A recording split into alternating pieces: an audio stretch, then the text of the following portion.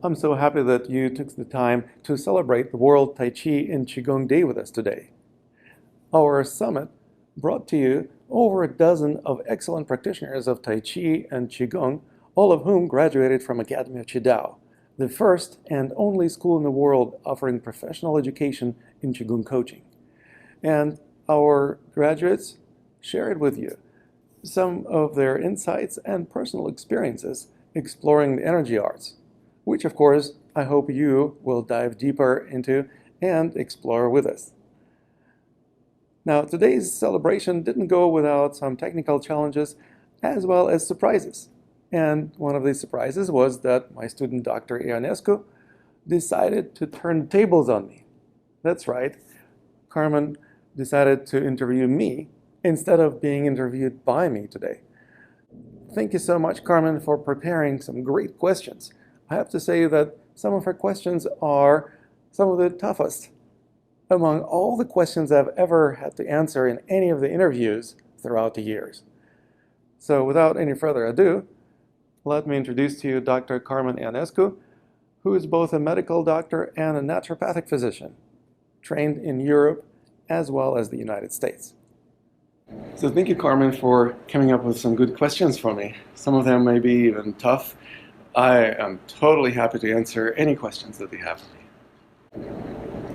Lama, I would like to know from so many students you had before and you currently have, how many of them got to realization?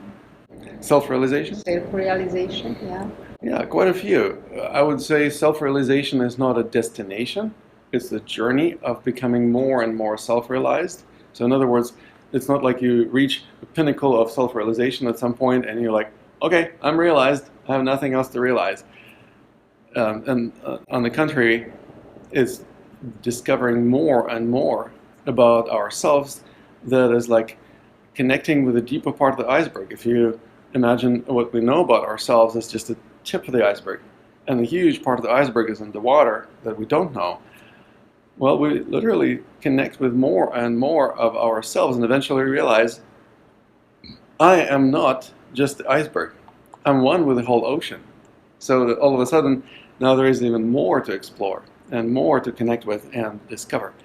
So the process of self-realization is what we want to get engaged in, rather than trying to get to some place that somebody would say, now you are enlightened. Because we don't care what people say about us in terms of whether we're enlightened or not. What we do is we realize that we have to self-actualize or self-realize. Nobody's going to do it for us. And so we learn how to take full responsibility for this aspect of our spiritual journey and development. And I would say that a good 50% of my students, or maybe even a lot more, are on a journey of self-actualization. Thank you. Yeah, Sure. that was interesting answer, and yeah, I think each of the students, has to know this. However, I was asking this without having a definition of what do you mean by self-realization, I mean, everybody goes to the point, the maximum it can be, but most of the people consider somebody enlightened if they have extrasensorial qualities. What do you think about that? How do you relate somebody enlightenment with extrasensorial qualities? Is that true? It is a wrong definition, wrong mentality? Yeah, it's not quite how I would define enlightenment. It's easier to become enlightened if you operate on a greater number of channels of collecting information. But eventually, it's not about collecting the information, collecting the knowledge. It's about becoming knowledgeable. So first, you're absolutely right. We engage in a study of opening up additional sensory channels. For example, most people hear about the sixth sense. Well, we can say that sixth sense is what we call kinesthesia, kinesthetic awareness, or awareness of movement. We all have it. We all have proprioceptors throughout the whole body, but most people don't pay enough attention to it. And if you don't pay attention to that sense, well, what's the likelihood of you mastering it or even putting it to good use? Unless you're a serious athlete or martial artist or a dancer, often awareness of movement is not something that is the front and center of your attention. And what also becomes interesting is that the more we pay attention to ourselves as we move, the more we discover new things about ourselves. Because, well, if you're paying attention to yourself, you're both the subject and the object of your attention. And if you don't pay attention to yourself, well, what's the likelihood of you becoming more aware of anything related to you? Probably slim to none. But if you start paying a lot of attention to how you move, how your body feels, how you feel the flow of energy in your body and around, you become more aware. And that awareness is the interface connecting the tip of the iceberg with the deeper part of the iceberg. That's also part of each and every one of us. So we developed that awareness as the quality of consciousness that allows to get to know that which we didn't know before. Does it make sense? Yeah, it makes sense, especially that sixth sense can be correlated with the sixth center in the body. I mean, it depends on which philosophy. So six energetic center or chakras. Mm-hmm. So that means you can have more intuition, premonition, telekinesia. That means as a master, you are a master and you are developing the sixth sense, which means you are able to pay attention to all your students. If you have 2 or 3 or 100, many, doesn't matter where they are, you are connecting with them. And No. You don't. I don't do that. Or maybe there are some masters So who this do is that. not related to awareness. It relates to self-awareness. So it's not like I have to keep tabs on each and every one of my students. It's more like I serve as a role model of awareness, a role model of self-realization, and demonstrate it. I walk the talk. I actually physically demonstrate how I have certain abilities or skills or knowledge that my students would like to get. If I don't have the ability to walk the talk or to demonstrate it, people probably will not believe that I have these abilities. So what kind of abilities are we talking about? Well, first of all, it's the ability to stop struggling against gravity. It's something that most people do for no good reason. I've never seen anyone win in that struggle. Some people say, oh yeah, you can levitate. Well, I honestly have never seen anyone levitating. However, I've seen a lot of people who would spend 80 or even 90% of their energy resources just struggling against gravity for no good reason. And why? Because their bodies are crooked or out of alignment. And obviously the bone structure, the skeleton, doesn't support the weight of the body. So the gravity is pulling them down, and they're resisting the pull by tensing up muscles. And muscles are never as strong as bones, and they create energy blockages which wreak havoc in our health. Any practitioner of Oriental medicine would say, yeah, energy blockages cause ill health. Well, nobody does these energy blockages to us. We do them to ourselves by holding undue tension. So that's the number one thing to explore and discover, how we can actually become more relaxed so that we don't struggle against gravity. When you release tension in your muscles, something really cool happens. One, a lot more energy flows through your body. You actually start feeling like there is a greater circulation of qi happening, and you experience greater vitality. And the second thing that also happens is that when you become more relaxed, it's not just a physical relaxation. It's also mental and emotional relaxation. You become more centered. And you don't react to whatever life throws at you anymore, or you react less. You become more responsive instead of reactive. And you can imagine how quality of life changes when we become more responsive to whatever life presents to us, right?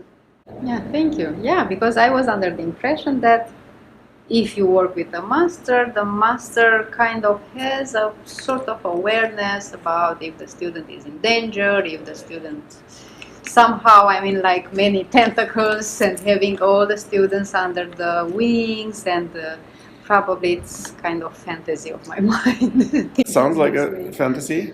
I don't want to say that this fantasy is completely unfounded. There are some masters who basically create cults, and they make it so that their students or their followers or devotees feel dependent on them. Like you said, they take them under their wing and they provide them the sense of belonging and security, and that's something that keeps them enmeshed in that cult. Well, the funny thing about cults is that it goes directly against a very important value that I personally uphold in my life, which is the value of authenticity and freedom. If I create a cult where I start controlling or at least keeping tabs on my students and make them feel like I am doing something to them in their lives, I'm not providing them the opportunity to be free and authentic. And that would basically violate my major values. Of course, people who I attract ideally also have similar values. So if people's values are that they respect authenticity and freedom, and that's what I offer to them, well, they will be happy campers. They will continue studying with me for a long time, not because I am doing something to them from a distance, but because they become more authentic and free. And who wouldn't want that? Now my expectations were something like, like Dr. Effie Chop, being a grandmaster. I suppose that she was producing many masters, something like that. That's what usually makes the person a grandmaster, is that their students become masters in their own right. But how does one become a master? It's not because the grandmaster dubbed you and said, okay, now you are a master. And there are plenty of schools and movements where that's exactly what happens.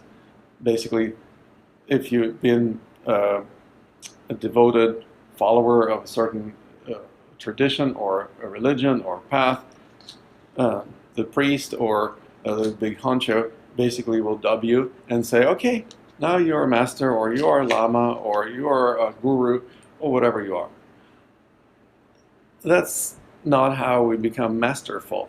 There is mastery that happens when we actually develop greater sense of authenticity and ability to perform that which others find difficult with a relative ease. That's my definition of mastery. That when you are capable of performing that which is difficult for other people with relative ease, well, you are more masterful than them. Okay. Now, it's not a black and white definition, though, meaning it's not like there is a certain stage of masters and you have to climb up on that stage to become master.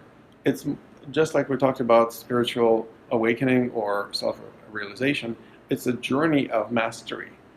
It's a journey of becoming more and more masterful with each and every step you take on this path, as opposed to a journey to mastery where there is mastery waiting for you at some point when you achieve pinnacle of your development.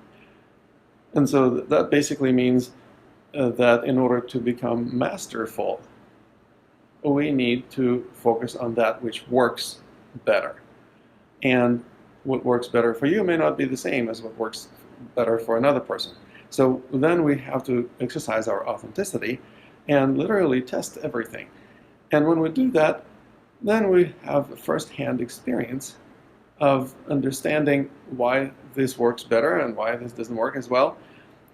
Then, of course, if we do more of that which works better, we get better results. And if we get better results over time, then other people start noticing that and say, wow, that person is really a master. Great, thank you. Sure. Now, the last question. Could you tell us about lineage transmission? Yes, lineage transmission is one of the myths that has been persistent in many different religions and schools of thought, especially in the East. So much so that sometimes people say, well, there is this wonderful lineage, that is connected to this energy that is so pure and so profound. There's no other way to connect with that energy other than through this lineage. And so if you want to connect with that energy, well, you have to become indoctrinated or initiated into this particular school of thought or cult. And then if you're a good student, if you follow what the teacher or master tells you to do over and over again, you prove yourself worthy of receiving connection with that lineage.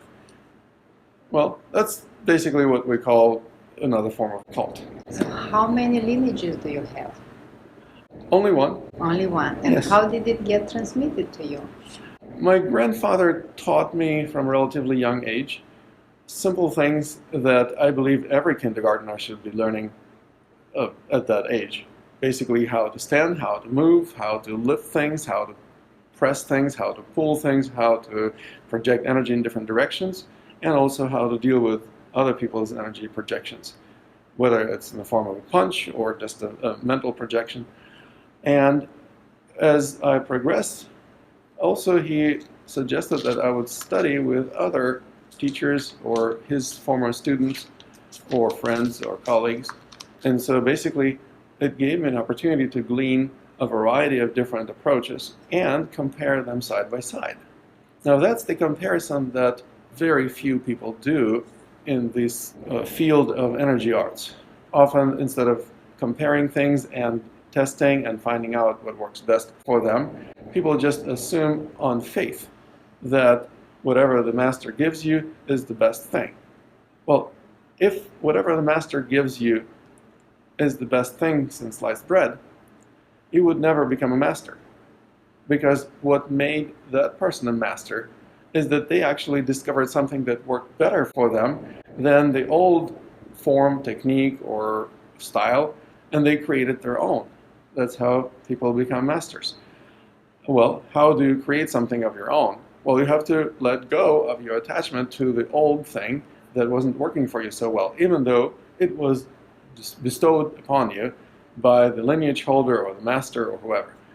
So basically practicing detachment and not falling into the prey of a cult mentality is one of the ways people become masters. Now, nobody seems to be teaching that in our field. How do you become a master?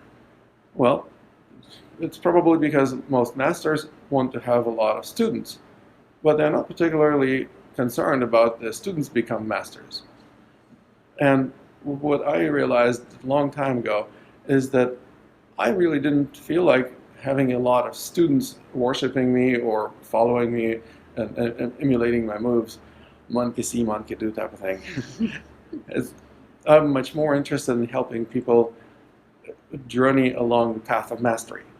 And because I've been on this path myself, I kind of understand the pitfalls and stumbling blocks and know how to overcome them, and also know how to maintain continuity of attention, which is what we call mindfulness. So maintaining continuity of attention and persistence essentially is one of the key driving forces that keeps you going along this path, instead of following somebody else's steps that knows better how to be. It's basically one of those preposterous things that we learn how to let go of because nobody knows how we should be. They may know how they should be, and that's what makes them a master, perhaps. But no master knows how I should be or you should be. And what we do is we literally have to learn for ourselves how we should be, what we should be doing, and how. And when we become more authentic in that way, we become more masterful. And basically that's how mastery is acquired and perpetuated. And how did you decide to become a spiritual master? I was very curious, and I also experienced a significant amount of suffering. So a combination of suffering as a motivating force and curiosity as the catalyst for keeping yourself open-minded even in the face of adversity, I guess allowed me to continue connecting the dots, because I was motivated enough through my suffering to realize, well, if I don't connect the dots, if I don't see the cause and effect connections, I remain ignorant of the law of cause and effect, the law of karma. And that's the number one source of suffering. So if I don't want to continue experiencing suffering, I need to connect the dots. And that's basically where curiosity comes from, because the more you connect the dots, the more benefits you receive, the more your life becomes joyful and less suffering. And who wouldn't want that?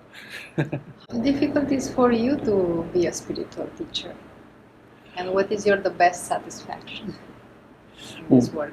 It's not really hard for me to be a spiritual teacher because I so much enjoy doing what I do, working with people who are amazing human beings and helping them become even more amazing. And so, in a sense, it's like the dream job. And if you do that and you also make a decent livelihood, well, who would want anything else? In a sense, it's like a dream job in terms of both helping people manifest and live their dreams. And then they actually turn around and help me manifest and live my dreams. Thank you, Lama. You are so forgive welcome. me that I asked you 1,000 questions instead of 2 or 3. All right, thank you so much, Carmen. Thank you, Lama.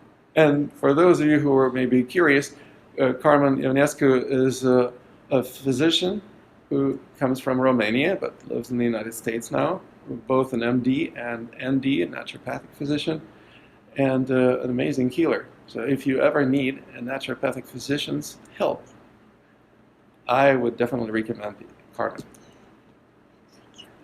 You're so welcome. I hope you enjoyed this interview that covered quite a bit of unusual questions and also provided you some food for thought.